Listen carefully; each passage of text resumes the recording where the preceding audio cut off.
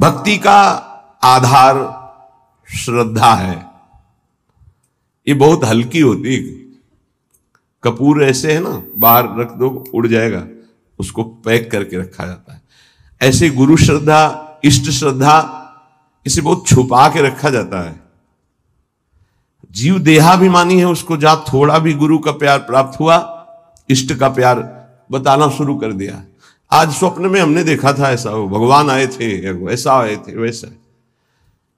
हमको तो ऐसा ऐसा अनुभव गया, जैसे कपूर को बाहर रखो उड़ गया, खत्म। अब देखना तुम्हारे स्वप्न में क्या आता है, अब देखना तुमको कैसा गुरु प्रेम अनुभव में आता है, राग द्वेष उत्पन्न हो जाएगा। श्रद्धा ही भक्ति का आधार है। अपने आराध्य देव की श्रद्धा को गुप्त रखा जाता है। जितना गुप्त रखोगे उतना बढ़ेगी, जितना प्रकाशित कर दोगे उतनी खत्म हो जाएगी। ये बिल्कुल गांठ बांध लो इस। आराध्य देव गुरुदेव संबंधी प्रीति को प्रकाशित नहीं किया जाता, उसको छुपाया जाता है। आपको गुरुदेव बहुत प्यार करते हैं ऐसा लगता है, ये तो आपकी पावन दृष्टि है, मैं अधम उनके लायक कहां हूं। हाँ, इतना जरूर है कि उनके सिवा कोई है नहीं हमारा।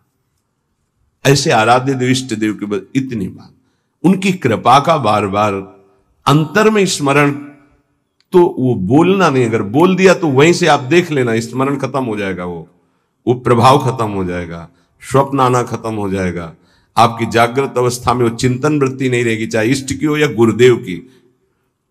आगे बहुत महिमा की बात कर रहे हैं। श्रद्धा दो प्रकार की होती है, एक जड़ श्रद्धा, एक विचार युक्त श्रद्धा। जड़ श्रद्धा में बहुत जल्दी भगवत प्राप्ति होती है। हमें कुछ पता नहीं संसार क्या है, कुछ पता नहीं स्वरूप क्या है, हमें कुछ नहीं जानना कि ज्ञान मार्ग क्या है, कर्म योग मार्ग क्या है, या अमुक अमुक, मुझे कुछ नहीं जानना। नहीं तो क्या, बस मेरी प्रिया जो, इसे जड़ श्रद्धा कहते हैं। कुछ नहीं जानना हमको, हमारी श्यामा जो, राधा राधा राधा राधा बोले, इनको बहुत जल्दी भगवत प्राप्ति होती है, क्योंकि बहुत विचित्र बुद्धि का विलास है। विद्वता आ जाए तो बहुत खतरा है, ज्यादा जानकारी, ज्यादा विद्वता खतरा है, वो संसार में फंसा देगी। जिसको यह है कि मुझे कोई ज्ञान नहीं, बस मेरी प्रिया जो, मेरी प्रिया जो, बहुत जल्दी भगवत प्राप्ति हो जाएगी। एक होती विचार युक्त, ज्ञान विज्ञान संपन्न विचारवान। ये जो जड़ श्रद्धा वाला है, यदि इसे कुसंग मिल जाए तो बड़ी जल्दी नष्ट भी हो जाएगा। ये ध्यान रखने का विषय है। जड़ श्रद्धा से बहुत जल्दी भगवत प्राप्ति होती है। जड़ श्रद्धा में, ये लो तुम्हारे ठाकुर जी हैं, सिलपिल्ले बाई को पत्थर का टुकड़ा दे दिया, उसी से भगवत साक्षात्कार हो गया। कितने ऐसे महापुरुषों का वहां विचार थोड़ी है कि ये तो पत्थर का टुकड़ा दिया, कोई आकृति नहीं, कोई शालिग्राम नहीं, कोई नर्मदेश्वर नहीं, गुरुजी ने हमको तो फुसला दिया। ये जड़ श्रद्धा में विचार नहीं, एक है विचार युक्त श्रद्धा, एक है जड़ श्रद्धा। इससे बहुत जल्दी भगवत प्राप्त। एक संत भगवान को देखा कि वो एक तौलिया, बड़ी तौलिया, उसमें सैकड़ों छेद थे और बहुत पुरानी और मलिन थी कि अगर शायद ऐसे करो तो नुच जाए, वो ऐसे सर पे डाले रहते थे। प्राय हम उनको उसी में देखते थे। एक दिन कहा, ये तौलिया पुरानी हो गई, नई मंगा दे आपको। तो उन्होंने कहा, नहीं, ये तौलिया आप जानते हो, हमारे गुरुदेव की है, गुरुदेव ने दिया था। क्या अद्भुत गुरु निष्ठा! गुरु ने अपने प्रयोग की हुई तौलिया दे दी तो जीवन भर ऐसे। ब्रह्मावर्त बिठूर में एक आश्रम में उन संत भगवान का हमें नाम स्मरण नहीं, दर्शन करने गए थे, तो गुरु की लंगोटी से गुरु की पादुका छाती में हर समय बांधे रहते। ऐसा श्री सीताराम ओंकारनाथ जी महाराज की भी जो स्वरूप में पाया गया कि वो अपने गुरु की पादुका यहां बांधे हुए थे। नवीन प्रश्न किया कि ऐसा, बस उन्होंने इतना ही कहा कि इससे हमारे हृदय में ही रहता है, मेरे गुरुदेव मेरे छाती से लगे। इसे जड़ श्रद्धा कहते हैं। विचार की जरूरत नहीं है। गुरु प्रसादी, गुरु वस्तु, इष्ट प्रसादी, इष्ट वस्तु, ये जीवन बन जाता है, ये जीवन हो जाता है, उसमें विचार की जरूरत नहीं। बिना ही विचार करी शुभ जानी। हमारी आसक्ति इतनी हो जाए कि विचार करने की गुंजाइश न रह जाए इष्ट और गुरु में। लेकिन ऐसे साधकों के लिए गिरने की भी बहुत चांस जोरदार होते हैं। तुम देखो ना, तुम्हें कोई ठाकुर जी दिए हैं क्या? ये पत्थर है, तुम्हें फुसला दिया, अच्छा तो अब विचार रहित है, विचार जागृत नहीं हुआ तो भटक भी सकता है। पूज्य बाबा कह रहे हैं, उपास्य के विषय में यदि कोई तर्कना करने वाला मिले तो उससे भाग पड़ो। उपास्य देव गुरुदेव के संबंध में यदि कोई तर्कना उपस्थित करे तो ऐसे व्यक्ति से तत्काल दूरी बनाओ, नहीं तो वो आपकी श्रद्धा का अपहरण कर लेगा। यदि उपास्य देव के सेवा सुख की चर्चा, उनकी लीला की चर्चा तो ठीक है, उपास्य देव के विषय में कोई तर्क वाली बात नहीं सुननी है। उपासना में भारी विघ्न पड़ जाता है जब तार्किक पुरुषों का संग जड़ श्रद्धा वाले को हो जाता है। बहुत विचित्र खेल है, बहुत संभलना है, बहुत विवेक की बात है। बिल्कुल संग छोड़ देने, जड़ श्रद्धा में फिर फर्क पड़ जाएगा। विचारवान तो अपने को संभाल लेगा, लेकिन जड़ श्रद्धा वाले में फर्क पड़ जाएगा। और अगर जड़ श्रद्धा पुष्ट हो गई तो भगवत प्राप्ति हो गई। उपासना में जो विघ्न है वो सबसे बड़ा तार्किक पुरुषों का संग है। पूज्य बाबा गुरुदेव के बताए मंत्र, गुरुदेव के दिए उपास्य देव और गुरुदेव की दी हुई साधना में किसी का हस्तक्षेप बर्दाश्त न करे। इस बात को बहुत जोर से पकड़ लीजिए यदि मंगल चाहते हो तो। गुरुदेव के बताए हुए मंत्र, गुरुदेव के दिए हुए इष्ट देव और गुरुदेव की बताई हुई उपासना साधना में कभी भी किसी भी तरह का हस्तक्षेप बर्दाश्त न करें। बहुत को बहते देखा ऐसे प्रवाह में बहते हुए कि वो पकड़ में नहीं आ रहे, चले गए, संसार की दलदल में पुनः फंस गए। कभी भी ऐसे तार्किक पुरुषों का संग न करे जो आपकी उपासना का खंडन कर रहे हो। ये गांठ बांध लीजिए, बहुत हानि हो जाती है, अश्रद्धा हो जाती है। बहुत संभालना है क्योंकि बहुत कोमल श्रद्धा होती है। ये सूक्ष्म विषय सत्संग है, इसको अच्छे से समझना। हमारा भाव बढ़ता चला जाए, तार्किक पुरुषों के द्वारा भाव घट जाता है और यहां तक कि नष्ट भी हो जाता है। जो विचारवान भक्ति वाले होते हैं उनको बहुत विलंब से भगवत प्राप्ति होती है, पर उन विचारवानों को जल्दी कोई भ्रष्ट नहीं कर सकता। ये बात समझना, क्योंकि वो ज्ञान विज्ञान संपन्न है, तत्काल हर बात को काटने की क्षमता रखते हैं। पर जड़ श्रद्धा वाला काटने की क्षमता नहीं रखता, वो तो आसक्त होने की क्षमता रखता है। अब उसकी अगर आसक्ति परिपक्व हो गई तो फिर भगवत प्राप्ति।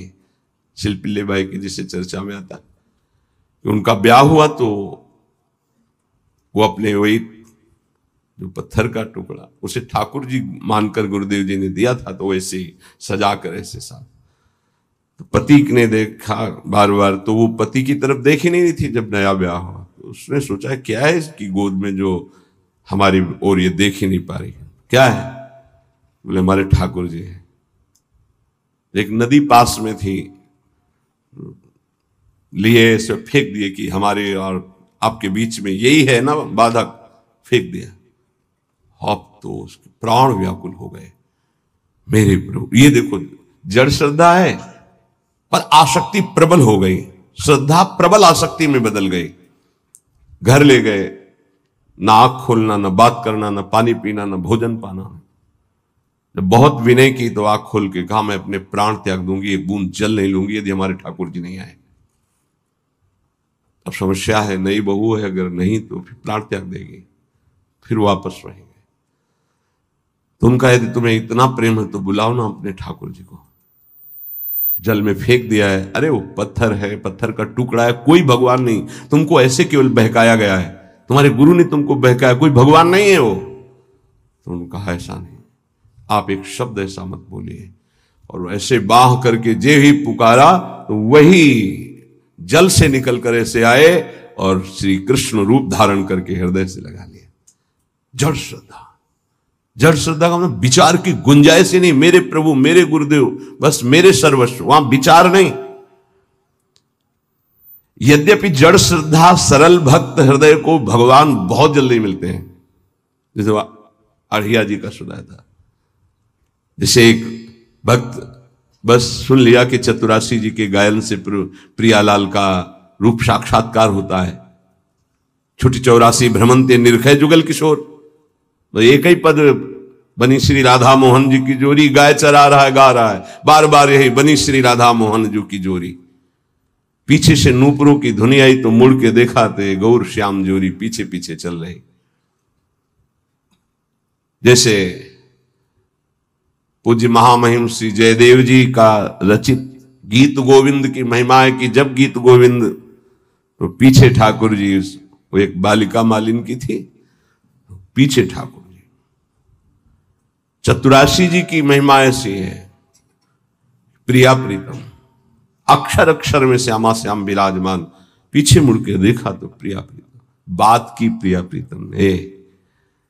मदन टेर पे लता भवन में हरिवंश चंद्र जो मेरी सेवा में रहते हैं उनको बोल दो जाकर भूख लगी है, कढ़ी ये बनाकर भोग लावे। वो आकर महाप्रभु से बोले कि जुगल जोरी सरकार ने ऐसा ऐसा, तुम्हें कैसे मिले? बोले पद गा रहा था बनी श्री राधा मोहन जो की जोरी, इंद्र नीलमणि श्याम मनोहर, 7 कुंभ तन गोरी, पीछे देखा नूपुरों की झनकार तो प्रिया प्रीतम। महाप्रभु तो कैसे हमारे करुणामयी जोरी के एक चरवाहे को जो मुनि मन ध्यान धरत नहीं पावत, बहुत सरल भक्त को बहुत जल्दी भगवत प्राप्ति हो जाती है, बहुत जल्दी हो जाती है। बस उसका कुसंग ना होने पावे जब तक प्रबल आसक्ति ना हो जाए। सरल भक्त को इन विचारवान तार्किक जनों का संग नहीं करना चाहिए, इससे उनकी श्रद्धा में शिथिलता आ जाएगी, अनुभव शून्य हृदय होने लगेगा, कृपा जो हुई है उसका भी अनुभव नहीं होगा। बहुत बचो संग से। इसीलिए कहते हैं कि अपनी दिनचर्या करो, कमरे में घुस के बैठ जाओ, नाम जप करो, पड़े रहो, मिलो मत किसी से। ये जो कह रहे हैं इसका मतलब समझो, बाहरी हवा लगेगी, आंतरिक निष्ठा में फर्क पड़ जाएगा। विचारवान अगर साधक है, श्रद्धावान है, तो उस पर कोई फर्क नहीं पड़ता। जैसे विचारवान साधकों से बहुत तर्क किया जाता है, हे शास्त्र वो शास्त्र की बातें दौड़ा दौड़ा के उनको वहीं खड़ा कर दिया जाता है। आखिरकार रस का स्वरूप क्या है वो अपने आप, पर ये सब बुद्धि की दौड़ भाग है। विश्राम मिलेगा सरल भाव से। संत सरल चित जगत हित जान स्वभाव सने।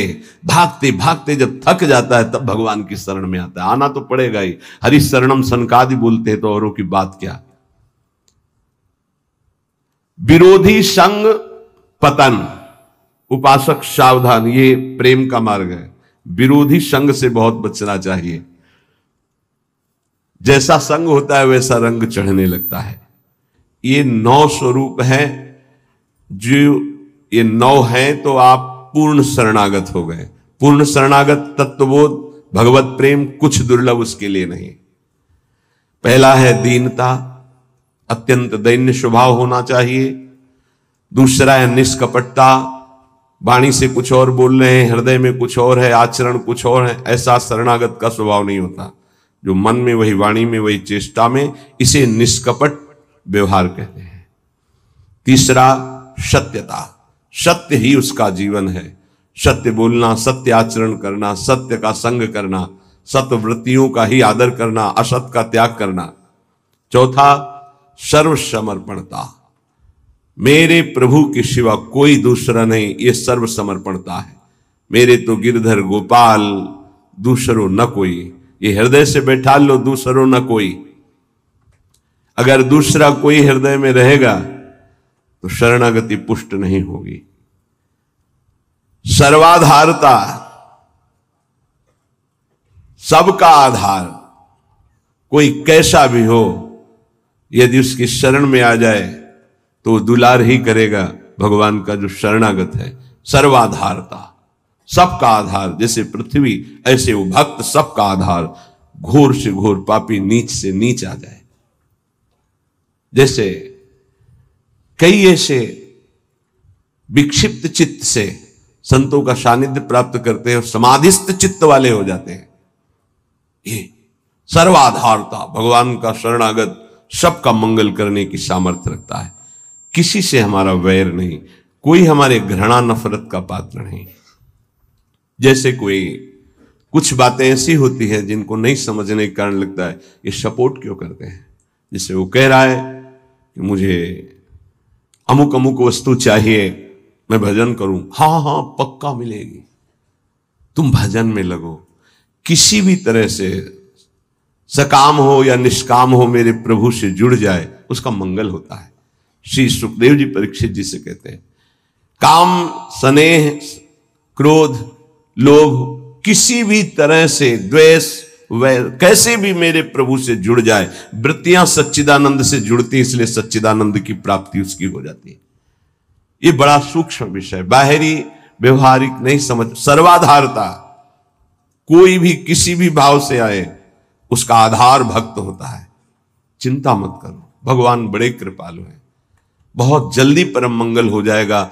सकामता से अगर प्रभु के चरणों में गए तो निष्कामता आने में देर नहीं लगेगी। अगर निष्कामता सत्संग से प्राप्त हो गई तो भगवत साक्षात्कार के लिए अब ज्यादा समय नहीं रह गया। निष्कामता में भगवत साक्षात्कार होता है, सकामता से प्रभु से अगर हम जुड़े तो निष्कामता अवश्य प्राप्त हो जाती है, क्योंकि मेरे प्रभु का प्रभाव ऐसा है। इष्ट देव का पूर्ण विश्वास, छठवां। सातवां, सर्वा आराध्यता। अपने आराध्य देव में इतना तन्मय है कि सब उसकी आराधना करते हैं। ये शरणागत का लक्षण है, सब उसे प्यार करने लगते हैं। सर्वा आराध्यता, ये सद्गुण प्रकाशित होता है। जैसे सर्वाधारता, सबका आधार, ऐसे सर्वा आराध्यता, उसके ऐसे सद्गुण प्रकाशित होते हैं। उसका ऐसा प्रभाव स्वभाव कि सब उसकी आराधना करते हैं। आठवां, इष्टानन्यता, एक भरोसो, एक बल, एक आस विश्वास। नवां, निज स्वरूप विस्मरण, अपनी भी याद गई, केवल अपने इष्ट देव की याद। देखो, वेदांत में निज स्वरूप स्मरण, प्रेम में निज स्वरूप विस्मरण।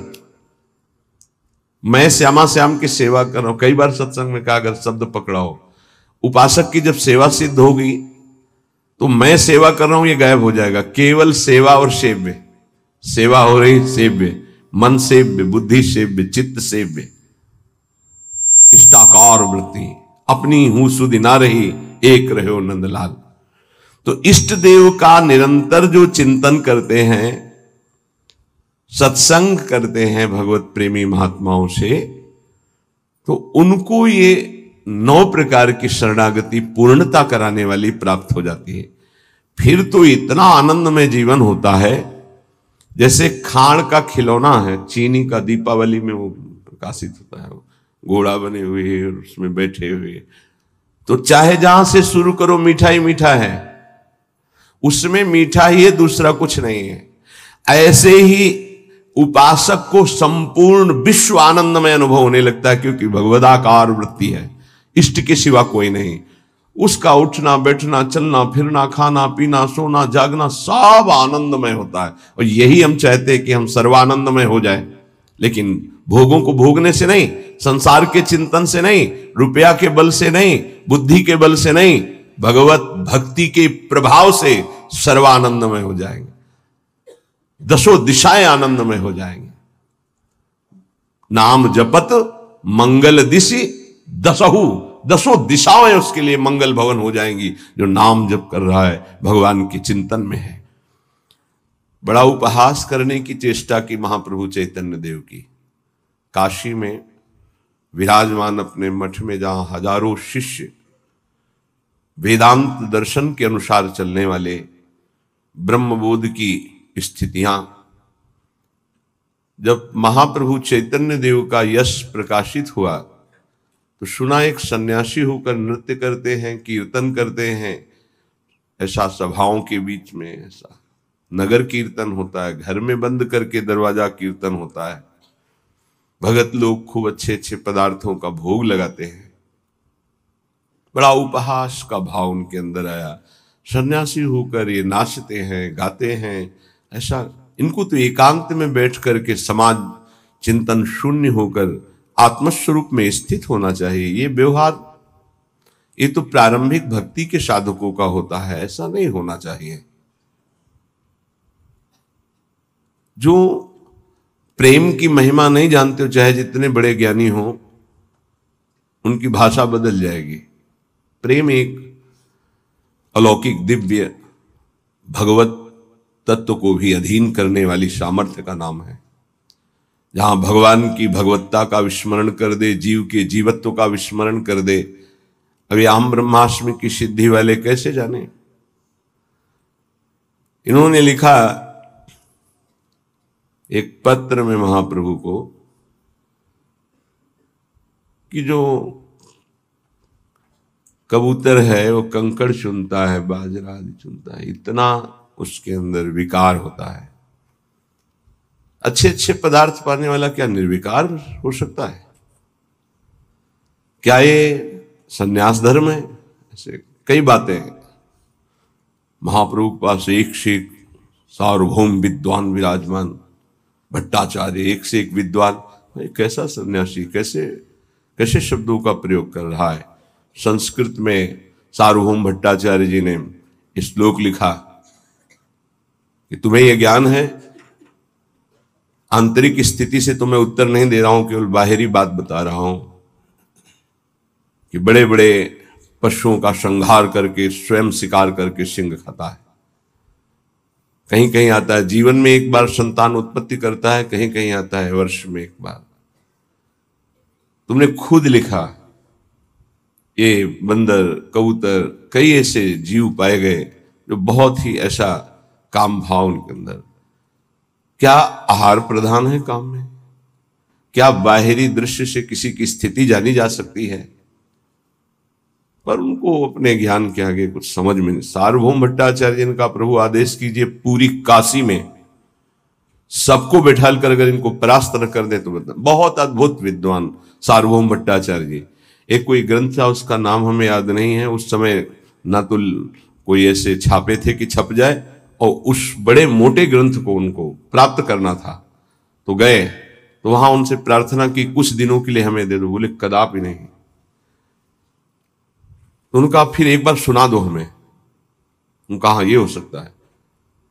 एक बार सुनने मात्र से पूरा प्रारंभ से लेकर विश्राम तक पूरा ग्रंथ कंठास्थ कर लिया। ऐसे विद्वान महापुरुष। महाप्रभु से कहा प्रभु आपके विषय में इनको हम काशी में जाके महाप्रभु का नहीं, ये हमारी भक्ति का स्वरूप नहीं है। संयोगवशात कृपालु महाप्रेम स्वरूप चैतन्य देव जी काशी पधारे। अब एक भगत जो प्रबोधानंद जी से भी परिचय रखता था और महाप्रभु की सेवा में भी, वो नजदीक गया और कहा कि प्रभु पधारे हैं, चैतन्य देव आप कृपा करके मिल ले। वो इसलिए मिलाना चाहते थे कि बहुत अच्छे संत हैं, पर इनके मन में ऐसी भावना वेदांत को लेकर जो आई है, तो ये समझें कि वेदांत ही सर्वस्व नहीं, वेदांत के ऊपर भी कोई रस है जिसका नाम प्रेम है। उन्होंने कहा मुझे किसी से मिलने की आवश्यकता नहीं, मना कर दिया। श्रीपाद प्रबोधानंद, उस समय प्रकाशानंद सरस्वती नाम था। भक्त ने पहले चैतन्य महाप्रभु को प्रार्थना के द्वारा राजी किया कि प्रभु यदि श्रीपाद निमंत्रण दे दें तो आप कृपा करके उनकी सभा में पधारेंगे। तो प्रभु श्रीपाद पर कृपा करना ही चाहते थे। ये महापुरुषों का स्वभाव होता है कि जो उनकी निंदा, अवहेलना, अपमान करे उसका परम मंगल कर दें। ये उनका स्वभाव होता है, कोई नहीं जान पाएगा इस स्वभाव को। श्रीपाद से कहा हमारी इच्छा है कि हम आप सब संतों को प्रसाद भोग पवाएं और एक संत संगोष्ठी हो जिसमें महाप्रभु चैतन्य देव भी पधारे। उनका हाँ इसमें मुझे कोई परेशानी नहीं, क्योंकि वो हमारे यहां आएंगे। मान बड़ा सूक्ष्म विषय होता है। इतना बड़ा ज्ञानी महात्मा और मान को अभी बांधे हुए हैं, यही बहुत मुश्किल होता है। तभी बड़े संतों ने कहा है, कंचन तजना सहज है, सहज त्रिया का नेह, मान बढ़ाई ईर्ष्या दुर्लभ तजनाए। ईर्ष्या से प्रेरित होकर निंदा की और मांस के अधीन होकर उनके चरणों में नहीं गिरे जाके। जब ये कि हमारे आश्रम आएंगे तब उन्होंने कहा फिर को तो कोई बात नहीं, आने दीजिए। और उनको था कि सभा में बैठ करके हम उनको इस तरह की चेष्टाओं के लिए उनको कहेंगे तो वो खुद मानेंगे कि गलती है। बड़े ऊंचे मंच पर सभा बनी, सब संतों के गिरदे लगे हुए हैं, सब भगवत स्वरूप महात्मा होते हैं। सब इंतजार कर रहे थे केवल चैतन्य देव पधारे और शास्त्रार्थ शुरू हो। महाप्रभु तो प्रेम की साक्षात, जहां वो उच्च स्वर में बोलते थे अमार प्राणनाथ कृष्ण, तो ऐसा लगता था कि प्रेम फैल रहा है, वर्षा हो रही। कोई ऐसा नहीं होता हा कृष्ण ना बोल दे। अमार प्राणनाथ कृष्ण, मेरे प्राणनाथ कृष्ण, नाम कीर्तन के बीच में जोर से महाप्रभु बोलते थे। दैन्यता तो कूट कूट के भरी हुई, क्योंकि स्वयं प्रभु है। प्रेम शिथिल शरीर, नेत्र घूर्णी प्रेम मद से, जैसे प्रियाजू की अंग कांति, ऐसे महाप्रभु चैतन्य देव की अंग कांति। गौर वर्ण देखे तो लुभायमान हो जाए, ऐसे कमल नयन, विशाल नेत्र। जो ही पधारे तो किसी को कहना नहीं पड़ा कि खड़े हो जाओ। जितने सब थे उनकी रूप माधुरी को देखते ही खड़े हो गए। श्रीपाद फिर भी नहीं, कहा बैठो बैठो, आने दो ना उनको। एक भगवत प्रताप होता है, जैसे रावण की सभा में जब हनुमान जी को बांध के लाया गया तो सब खड़े हो गए आश्चर्यचकित होकर। किसी की हिम्मत नहीं थी कि आसन में बैठा रहे। इतने बड़े महापुरुष राम भक्त पधारे, सब खड़े हो। रावण सबसे बैठ जाओ बैठ जाओ, इसका सम्मान थोड़ी करना है। वो तो असत अविद्याग्रसित, लेकिन ये विद्या के पारंगत विद्वान पर मान का कुछ ऐसा स्वभाव होता है कि वो अपने आगे किसी की नहीं चलने देता। महाप्रभु बैठ गए जहां सबके चरण धोए गए थे, वो उस जगह पर बड़ी शिथिलता है, प्रेम विवशता है। अब तो श्रीपाद के हृदय में जलन हुई कि अरे, इतने बड़े महापुरुष जिनका पूरे विश्व में यश फैल रहा है और वो ऐसे दैन्य, धिक्कार है हमारे मान को। उठे और नजदीक गए और बाहु पकड़ी और कहा, स्वामी जी आप यहां क्यों बैठ रहे हैं, आप पधारिए ना। तो उनका नहीं प्रभु, आप गुरुजनों के सामने वहां बैठना मेरा उचित नहीं, मैं तो अपने नियत स्थान पर बैठ गया हूं प्रभु, उचित। ये जो दैन्यता का प्रभाव, लुट गए पर चरण नहीं पकड़ पा रहे थे, फिर भी मान रोक रहा था। सभा में जाके बैठे, कई वेदांत की बातें की, तो महाप्रभु हर वेदांत के प्रश्न का उत्तर श्री कृष्ण पर रख देते और कहा, वेदांत सूत्रों की रचना और भाषा प्रकट करने वाले भगवान व्यास देव जी भी सब कुछ करके भी एक अशांति का अनुभव कर रहे थे। बाद में देवर्षि नारद जी की प्रेरणा से जब श्रीमद् भागवत श्री कृष्ण रूप माधुरी लीला माधुरी का गायन किया तो उनको परम विश्राम मिला। वो क्यों नहीं वेदांत में परम शांत हो गए थे, क्यों रचना की? बहुत विशेष चर्चाएं हुई।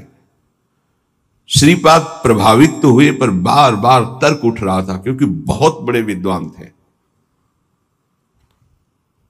महाप्रभु वहां से पधारे, भावावेश में एक दिन काशी के किनारे घाटों में कीर्तन महाप्रभु का, और ये भी विश्वनाथ जी के दर्शन करने के लिए जा रहे। जे ही देखा अश्रुओं की धार रोमांच, और वो कृष्ण नाम की माधुरी छाई हुई थी काशी में। अब लगा कि अब नहीं, अब मान का बोझा मैं नहीं ढो सकता। गए, दंड रख दिया चरणों में, साष्टांग लौट गए, प्रभु अब नहीं, बहुत रोका अपने को, इस मान ने मुझे बहुत दुख दिया, और इसी मान ने आपको उपहासास्पद वचन कहे, प्रभु अब इस अधम को स्वीकार कर लीजिए। महाप्रभु श्री भावावेश में उठाए और कहा, प्रकाश तो हो चुका है पर प्रबोध नहीं हुआ, आज से तुम्हारा नाम प्रकाशानंद नहीं प्रबोधानंद होगा, और श्री कृष्ण की अपार कृपा तुम्हारे ऊपर, जाओ श्री वृंदावन धाम की रज का सेवन करो, प्रियाजू की विशेष कृपा तुम पर हुई।